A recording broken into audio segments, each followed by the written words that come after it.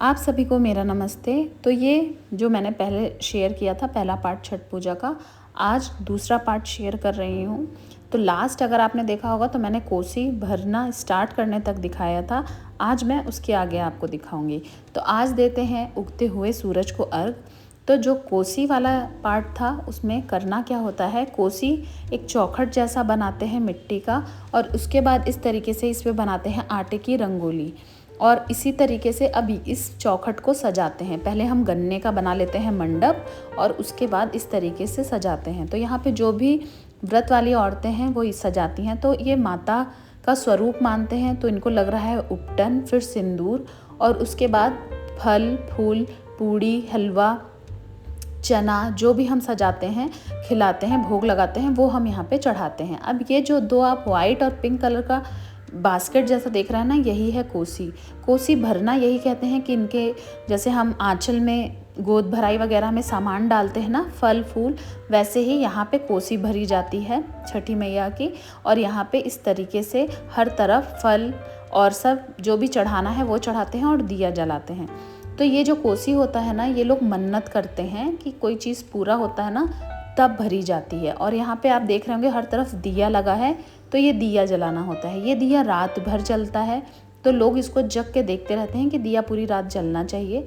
साथ ही साथ अभी देखिए जब यहाँ पे नीचे भर जाएगा तो ऊपर की तरफ, गन्ने के ऊपर की तरफ, जैसे हम कोइछा भरते हैं ना, मतलब किसी कपड़े में सब चीज़ फल, यहाँ पे ये कर रही हैं आंटी, तो इस तरीके से भर के उसके बाद ऊपर इसे बांधा जाता है। और उसके बाद हर तरफ दिया वगैरह जलाते हैं। और यहाँ पे सरसों के तेल का दिया इनके यहाँ जल रहा था, और ये देखिए इस तरीके से कोइछा यहाँ पे बांध दिया जाता है। अब ये रात भर जलेगा। इसके बाद सबसे पहले घाट पे जाने के पहले ना कोसी को लेके जाएंगे और गंगा जी में प्रवाहित करा देंगे जलते दिए के साथ। उसके बाद फिर यहाँ पे लोग घाट पे जाएंगे। तो ये प्रोसेस जो कोसी को प्रवाहित करने का होता है ना, ये रात को 2-2:30 बजे तक करते हैं। उसके बाद फिर यहाँ से लोग जो घाट पे जाते हैं ना अपना डलिया वगैरह लेके, तब फिर यहाँ से जाते हैं। तो देखिए कितनी सुंदर लग रही हैं कोसी माता। और इस तरीके से सब यहाँ प्रणाम करता है। और यहाँ पे ना थोड़े थोड़े चने भी रखे जाते हैं, और नेक्स्ट डे यही का चना, कोसी के पास का चना उठा के सबको प्रसाद भी दिया जाता है। तो ये देखिए यहाँ पे कोसी भर गया। अब ये लोग रात में 1 से 2 घंटे ही बस सोते हैं, क्योंकि नींद नहीं आती है। और लगभग 2 दिन हो चुका होता है इनके व्रत का, जो व्रत करती हैं लेडीज़। अब यहाँ पे हम लोग निकल गए हैं घाट के लिए, मतलब मनीषा के घर के लिए। और देखिए यहाँ पे सब अंधेरे में अपने अपने घाट पे वापस जा रहे हैं।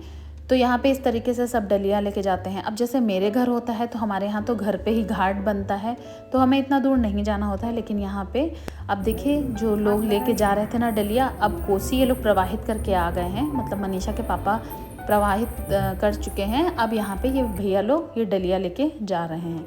जब ये चले जाएंगे फिर अब मनीषा की मम्मी मतलब आंटी और दीदी पहले ही निकल चुकी हैं, क्योंकि वो लोग आज भी दंडवत करते हुए जाएंगे, जो मैंने कल आपको दिखाया था। तो वो लोग पहले ही चले गए हैं। अब ये लोग जा रहे हैं, इसके बाद अब हम लोग भी निकलेंगे। और यहाँ पे ना दिया जलाते हुए जाना होता है घर से घाट तक। और फिर उपली जो होता है ना, गाय का गोबर का उपल, वो भी जला के लेके जाते हैं, क्योंकि वहाँ कुछ पूजा वगैरह करते हैं, हवन करते हैं। तो यहाँ पे देखिए हर कोई घाट पे पहुँच रहा है। बहुत खूब गाना बज रहा था, बहुत रौनक थी। और जो नहीं आ पा रहे थे वो लोग गाड़ी से घाट तक आ रहे थे, जैसे जो व्रत की औरतें थी। तो यहाँ पे देखिए सब साथ ही साथ घाट पे पहुँचते हैं। और इस समय घाट इतना सुंदर लगता है, जैसे लगता है कि बहुत जगमग करता है। ये देखिए हर तरफ दिया जलता है। अब ये दिया जब तक जलेगा जब तक कि अर्घ नहीं दिला जाएगा। तो ये देखिए यहाँ पे जैसे लगता है कि साक्षात सूर्य भगवान यहाँ पे हैं, जहाँ पे भी पूजा होती है। तो देखिए छठ की पूजा सूर्य भगवान की ही होती है। छठी माता कहते हैं कि वो सूर्य भगवान की बेटी हैं, उनकी होती है।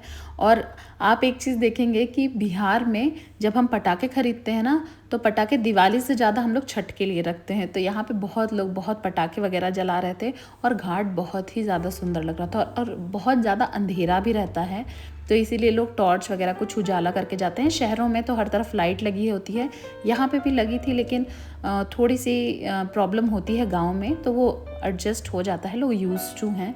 और इस तरीके से देखिए बहुत सुंदर लग रहा है घाट। अब धीरे धीरे आसमान में लालिमा दिखने लगती है और लोग पानी में खड़े हैं। मनीषा की मम्मी और दीदी तभी से वहाँ पे खड़े हैं, दंडवत करने के टाइम से ही ये लोग पानी में लगातार खड़े हैं।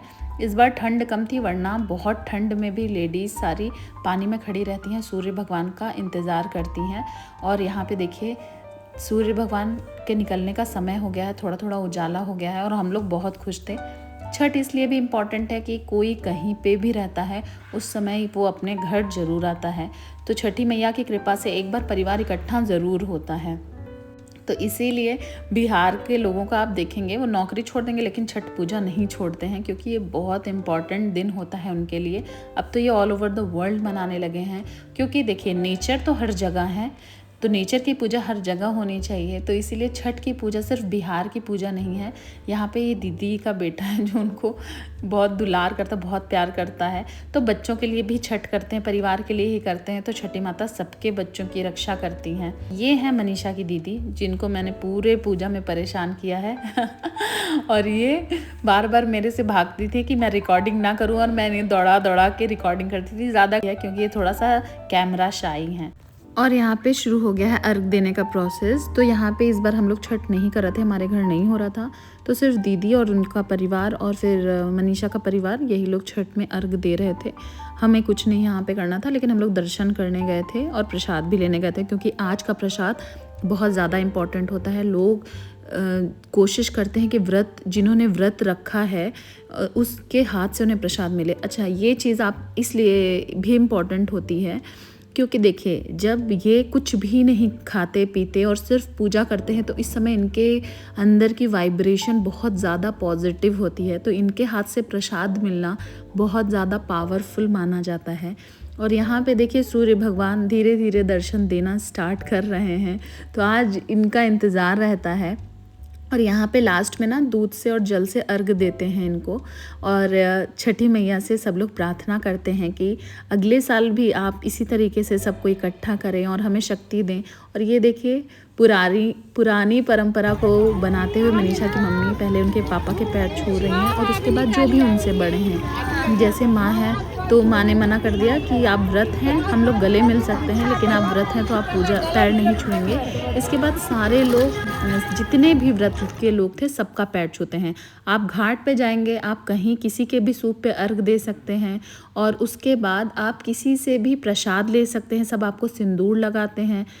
और मुझे इस बार एक और चीज़ जानने को मिली नई, कि जैसे अगर किसी को बच्चा नहीं होता है ना, तो यहाँ पे वो इस तरीके से चेहरा ढक के और ऐसे आंचल फैला देती है। तो जो भी व्रत की लेडीज़ है ना, उनको प्रसाद देती हैं। तो कहते हैं कि इस प्रसाद को ग्रहण करने से छठ माता संतान ज़रूर देती हैं।